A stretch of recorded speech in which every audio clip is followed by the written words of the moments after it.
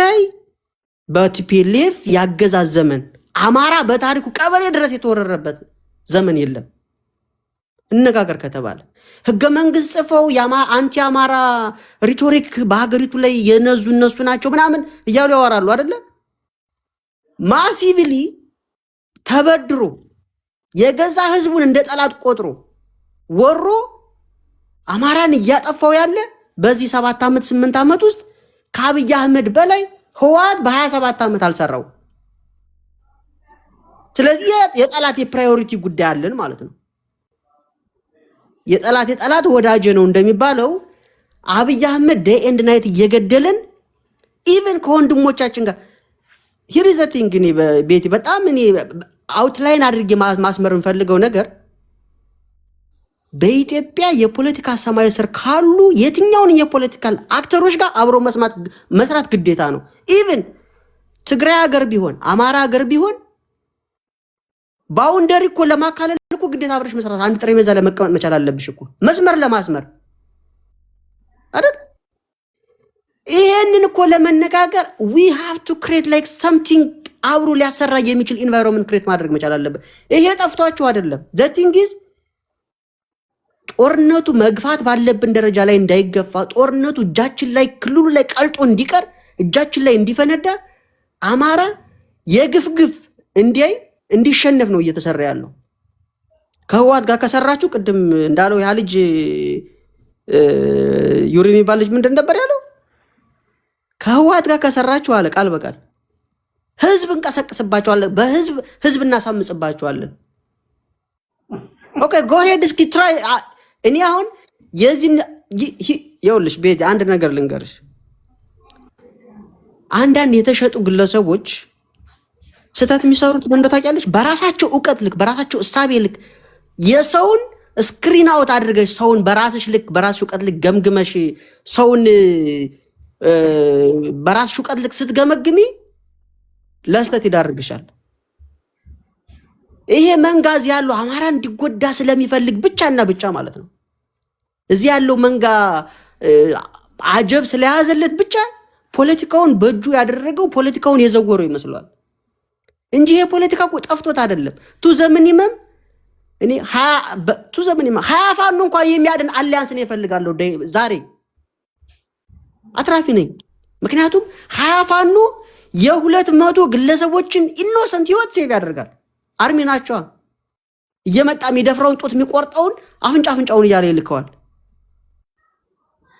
አሊያንስን ታክቲካል አሊያንስን ካስብነው በዛ ደረጃ ነው። የወልቃይት ከህልውናችን በላይ አይደለም ወልቃይት ፒሪድ። በዚህ ደረጃ ነው በፖለቲካችን ላይ እየሰሩ ያለው። ይሄንን ደግሞ መንጋው ነው እያባለጋቸው ያለ።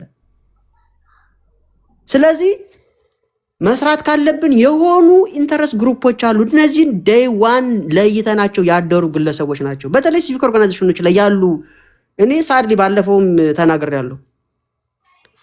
ኢቭን የውጭ ጋዜጠኛ ሁሉ ቀጥረው እኮ የሚያስጽፉ ግለሰቦች አሉ፣ እናውቃቸዋለን። ነገር ግን ስለማይጠቅም መረጃም እንዳናጣ ኤክስፖዝ ማናረጋቸው ዴይ ዋን ስራቸውን ግን እየተከታተል አስፈላጊውን ጥንቃቄ የምናደርጋለን። ማንታወቅ እንዳይመስላችሁ። በየትኛውም የታሪክ አጋጣሚ ከህዝብ እይታ ውጭ አይደላችሁም። ስለዚህ በአሊያንስ ዙሪያ ሲነሳ ይሄንን እንኳን ሪኮንሲደር አያደርጉም ስንነግራቸው እንኳን ዋይ ቢኮዝ they sold out ራሳቸውን ሽጦ ያደሩ ናቸው። በየትኛውም መጀመሪያ የያዙትን ቅድም ልጁ ጥሩ አድርጎ ሜንሽን አድርጎታል። ሀብቴንና ሰንበዲን ኮርነር ለማድረግ ለመምታት የመጣ አሊያንስ ነው ምናምን። ሶሻል ሚዲያውን እንኳን አንዱን እንስራ አትሊስት we do have like a common agenda እና ኮመን አጀንዳችን ላይ እንኳን አብረን እንስራ። ይሄን የግል እንትን ማለቱን መነቃቀፍን እንቶ ምናምን አለ። ይሄንን እንኳን በፖዚቲቭ አላዩትም። ካን ዩ ኢማጂን ዳት? ለምን ከፋፍ ድንጋይ የሚሰራ እንትን አንድ አይነት የፖለቲካ ሪዮት አለም ሊኖረው አይችልም ይላል። we have to create that environment። ኢቨን እኮ ከፋፍ ድንጋይ ያለውን አንድነትም እኮ አልተቀበሉትም አይደል?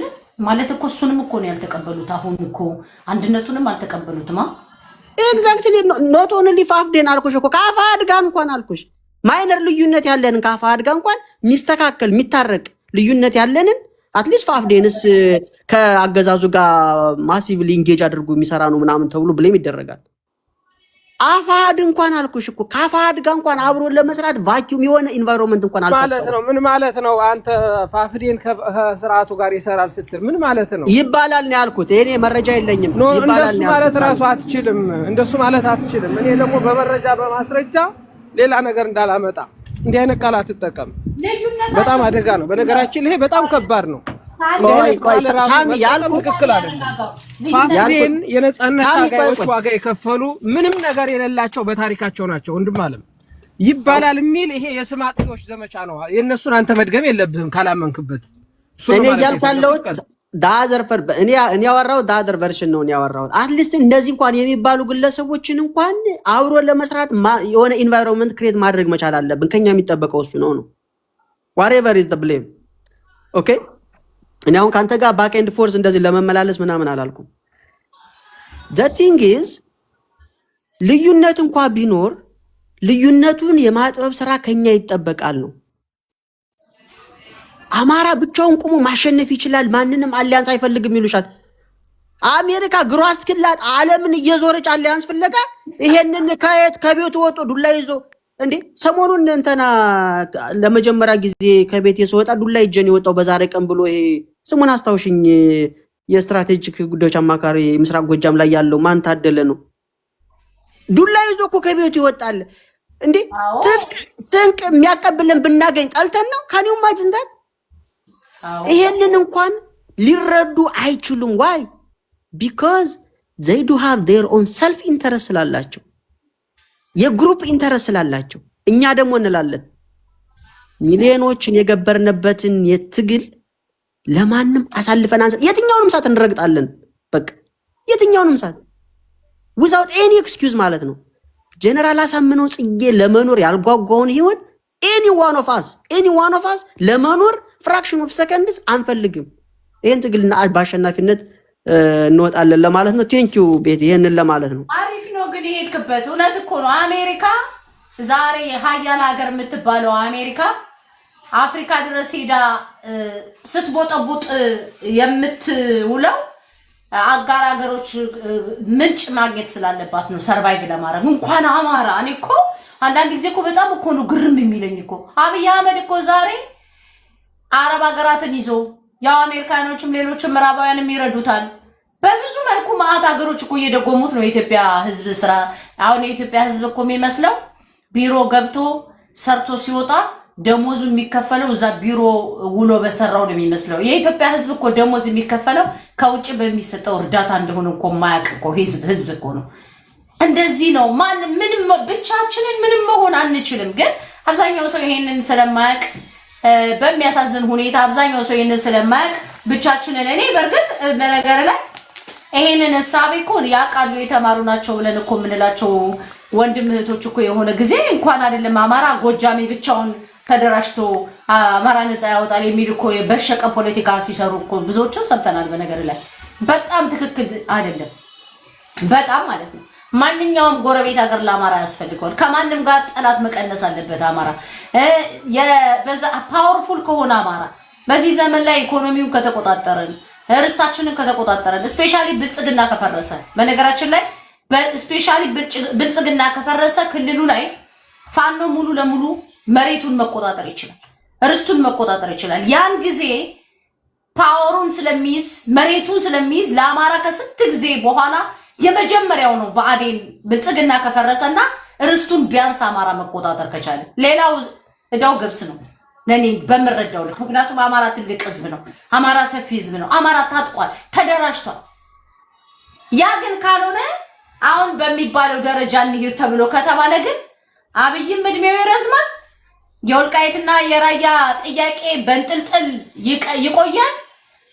የአማራ ህዝብም በድሮን ከአመት አመት እየተመታ እየተጨፈጨፈ ይቀጥላል ማለት ነው። መጨረሻም አብይ ወይ ሌሎችን ጋራ አሊያንሱን አስተካክሎ ምን ብሎ አማራ ላይ በጋራ ተኮሶ አማራን ያጠፉታል።